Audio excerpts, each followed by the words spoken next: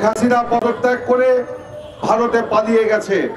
ভারত সরকার গণহত্যাকারী শেখ হাসিনাকে আশ্রয় দিয়ে বাংলাদেশের মানুষের যে বিপ্লব, সেই বিপ্লবকে বৃদ্ধাঙ্গুলি প্রদর্শন করেছে এবং বাংলাদেশের জনগণের রক্তের সাথে তারা বেঈমানি করেছে। এখন তারা ভারতীয় পররাষ্ট্র মন্ত্রণালয় রুদ্ধদ্বার বৈঠক করে পরিকল্পনা করছে কিভাবে বাংলাদেশে আওয়ামী লীগকে পুনর্বাসন করা যায়। আওয়ামী লীগকে পুনর্বাসন করার ভারতের এই চক্রান্ত বাংলাদেশের মানুষ ভালোভাবে দিচ্ছে না। বাংলাদেশের মানুষ মনে করে ভারত বাংলাদেশের মানুষের সাথে বন্ধুত্ব করতে চায় না। ভারত খুদি শেখ হাসিনার সাথে বন্ধুত্ব করতে চায় এবং শেখ হাসিনার দল আওয়ামী লীগকে আবার ক্ষমতায় আনতে চায়।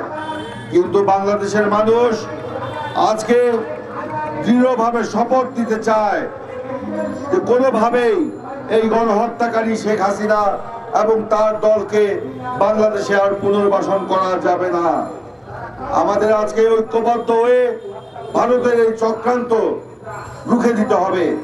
আমরা যেখানে দাঁড়িয়ে এই সমাবেশ করছি তার বিপরীতে রয়েছে বাংলাদেশের পররাষ্ট্র মন্ত্রণালয়।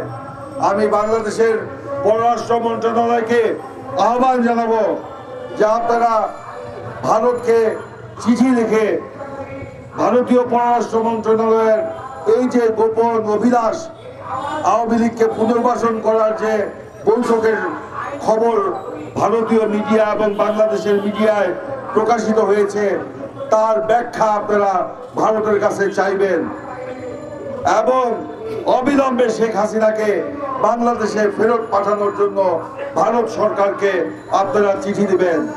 ভারত শেখ হাসিনাকে আশ্রয় দিয়ে, আমি আগেই বলেছি, বাংলাদেশে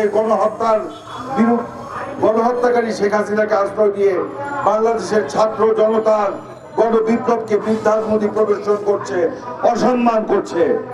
শেখ হাসিনাকে অবশ্যই বাংলাদেশে ফিরিয়ে এনে বর্তমান অন্তর্বর্তীকালীন সরকারকে বিচারের মুখোমুখি দাঁড় করাতে হবে।